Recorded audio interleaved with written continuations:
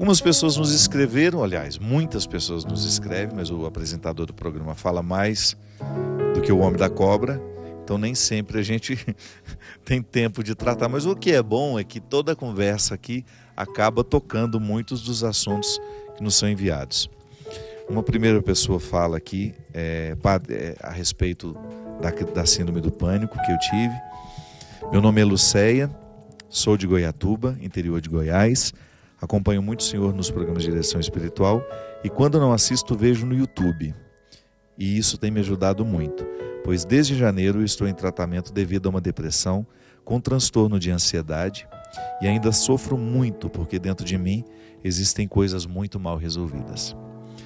Quando o senhor passou pela síndrome do pânico, me mostrou o quanto devemos lutar e nunca desistir. E é isso que eu venho fazendo, sempre acompanhando o senhor e vivendo um dia de cada vez. Passei a buscar a Deus e se não fosse Ele, talvez eu não estaria mais aqui. Um grande abraço. Lucéia, muito obrigado pela sua partilha, pela oportunidade que a gente tem de refletir essa questão. Eu sempre que posso eu trago aqui. A depressão é uma doença muito grave, muito séria. Ela, às vezes, considerada por muitos como uma frescura, né? E não. Nós temos, e você mesma disse, esses desconfortos da alma, eles nos agridem muito. E não é fácil lidar com eles. Mas é bom você perceber, eu vi que você está muito atenta a isso, pelo que você escreveu, que você identifica que existem coisas que estão mal resolvidas na sua vida. Esse é o ponto de partida. Às vezes a depressão é apenas uma consequência de uma vida que está sendo mal vivida. E não adianta tomar o remédio só. Se você não mexe na causa, o remédio vai tratar o sintoma e você vai ficar eternamente dependendo daquele remédio porque você não agiu na causa. E o agir na causa não depende de remédios, depende da nossa vontade. O remédio é muito importante para nos estabilizar, para nos dar um conforto emocional, sobretudo quando nós vivemos a dor aguda. Uma pessoa, por exemplo, quando passa por uma situação traumática, é possível que o médico indique alguns medicamentos para ajudar a viver aquela fase aguda. Mas depois o próprio médico vai ajudando a retirar, porque passou a fase aguda. Depois nós temos necessidade de lidar com a situação que nos entristece. Eu me lembro que acho que umas 2 semanas eu partilhei aqui com vocês justamente no momento em que eu identifiquei que eu estava vivendo assim um certo torpor, né? Nada estava me incomodando, estava tudo muito bom. E eu fiquei uma pessoa ótima, né? Porque você não vê problema em nada. Mas eu não sou assim. Eu não sou assim. E eu percebi, muito conscientemente, que aquilo era um resultado dos remédios em mim. Então eu procurei a minha médica e pedi a ela o direito de voltar a ser quem eu era, e poder administrar conscientemente a minha situação. É claro que a síndrome do pânico é muito perigosa, ela pode levar à morte se a gente não cuidar. Então nessa fase aguda a gente precisa mesmo do medicamento. Mas depois, à medida em que a gente vai superando, nós temos o direito e a necessidade de começar a recrutar os nossos próprios recursos. Que o grande problema, minha gente, é quando nós não enfrentamos o problema que nos deprime. Que às vezes é uma estrutura de vida que não foi modificada, às vezes é um emprego em que você não está feliz, às vezes é um relacionamento que está lhe fazendo muito mal e você não teve coragem de estabelecer uma nova forma de viver esse relacionamento. Às vezes é um estado de vida que está lhe fazendo mal. E se a gente não vai viver os enfrentamentos das situações que nos deprimem, que nos entristecem, o remédio só vai adiar a dor. E infelizmente é assim.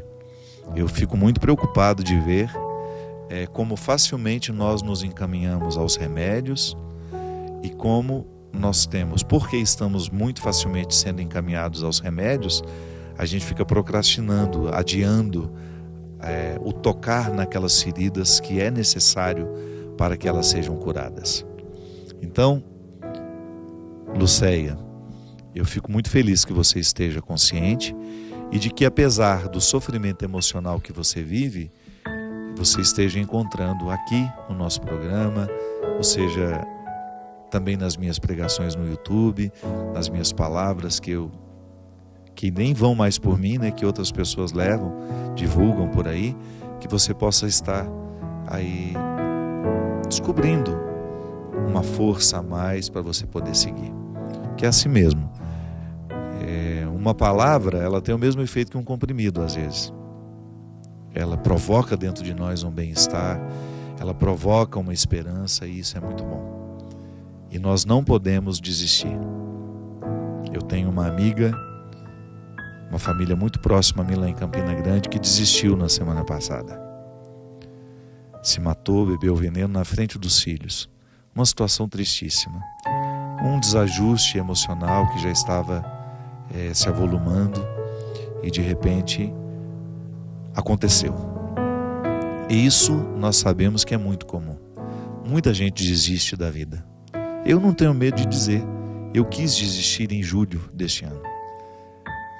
O meu sofrimento era tão grande que eu tinha vontade de deixar de existir.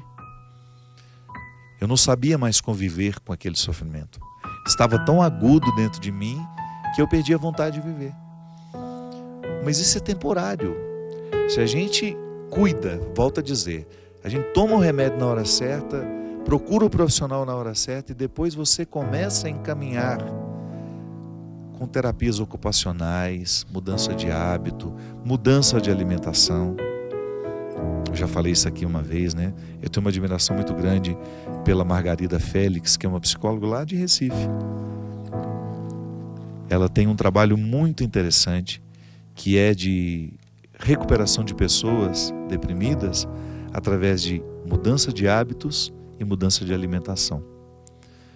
Uma pesquisadora muito séria, ela é uma pesquisadora muito séria, que se cercou de bons profissionais e foi catando pesquisas pelo mundo afora, foi trazendo para dentro do instituto dela, dentro do lugar do trabalho dela. E quantas pessoas foram recuperadas da depressão, curadas da depressão, mudando hábitos e mudando a alimentação. Sim, porque a depressão ela é também química, né? Não é só motivacional. Às vezes a pessoa está triste, não é porque ela tem um motivo para estar triste, é porque ela está quimicamente desorganizada.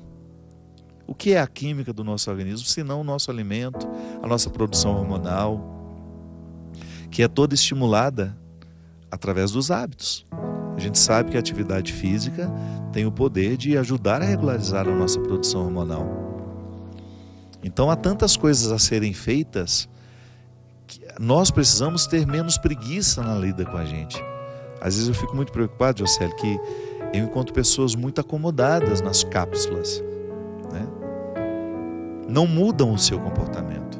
Então vão depender eternamente daquele remédio, de repente aquele remédio não faz mais efeito, precisa ir para um mais forte e isso não tem fim. É um perigo muito sério, muito grave, um perigo muito grave nos dias de hoje, essa acomodação das pessoas em não mudarem aquilo que de fato está matando, aquilo que de fato está fazendo sofrer.